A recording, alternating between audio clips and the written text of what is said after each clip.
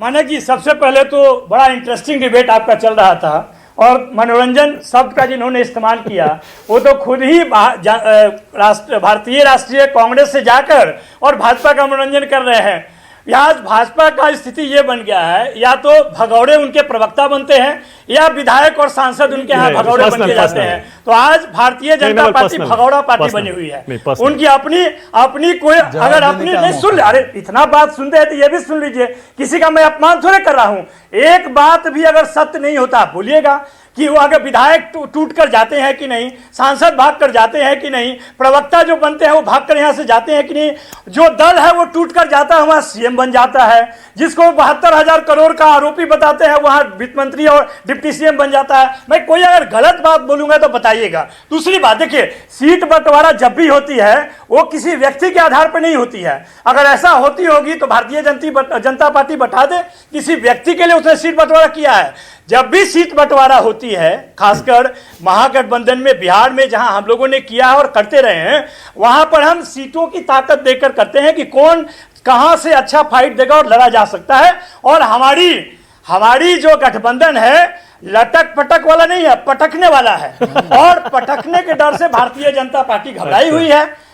आपको मालूम है ना, इतनी घबराई हुई है भारतीय जनता पार्टी कि वो जब ही चुनाव का नोटिफिकेशन भी नहीं हुआ, करा 400 पार, भारतीय जनता पार्टी 370 पार, ये लोग 75 पार पहले झारखंड में किए, वहां भी हार गए, जाकर बंगाल में किए 200 पार, खुद अमित शाह जी बोले वहां पे भी हार गए। अच्छा, अब डॉक्टर नवल किशोर एक सेकंड, अब 1 मिनट रुकिएगा, एक सेकंड आप ही बोलिएगा अभी, उसके बाद वाजपेयी जी का भी नंबर है।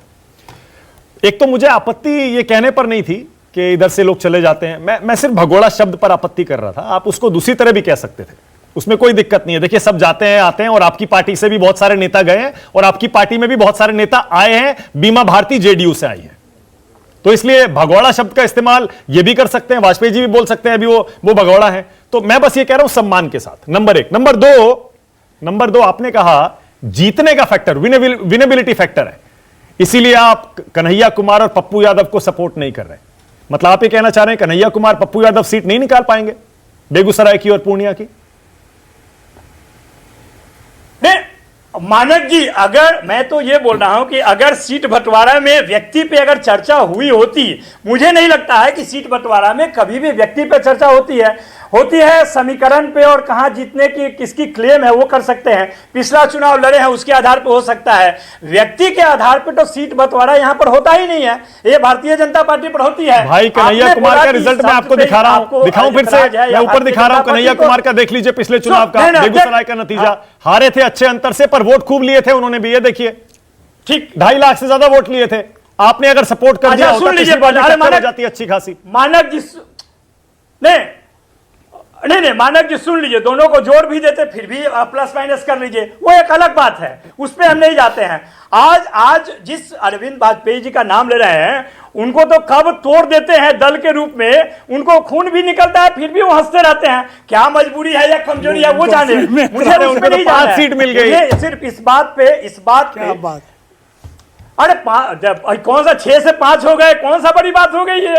आपको कहिएगा आपने तो 10 का ऑफर दिया था, उसमें भी केवल भारतीय जनता पार्टी अरे हाँ, हम ऑफर दिए थे कि वो ऑफर लिए थे, वो तो बात ही नहीं हो, तो ऑफर का क्या मतलब है? ऑफर तो तब होता है ना जब बैठ के बात होता है, वो कोई बात नहीं है। बात ये है कि भारतीय जनता पार्टी ने बिहार ने भी नीतीश कुमार का भी औकात कम कर दिया, 17 से 16 कर दिया, वाजपेयी जी का भी 6 से 5 कर दिया, कुछ नहीं बोल पाए। ये तो उनकी मजबूरी या कमजोरी उनको दर्शाता है। यहाँ पे तो बातचीत हो रही है और यहाँ पर हराने की तैयारी हो रही है। अच्छा, पप्पू यादव से क्या दिक्कत है? लड़ने की तैयारी। डॉक्टर नवल किशोर, पप्पू यादव पहले आरजेडी में ही थे, आपको भी पता है, कांग्रेस उनको ज्वाइन करना पड़ा क्योंकि आप उनको वो सीट नहीं दे रहे थे पूर्णिया की। कांग्रेस पार्टी का दावा बन रहा है, पप्पू यादव से क्या दिक्कत है?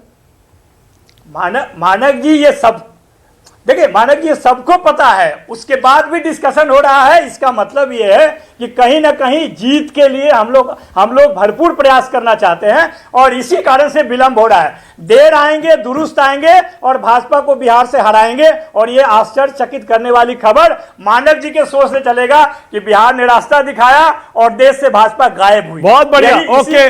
इसी बात को सत्य करने के लिए हम लोग वहां पे लड़ाई लड़ रहे हैं। ठीक है।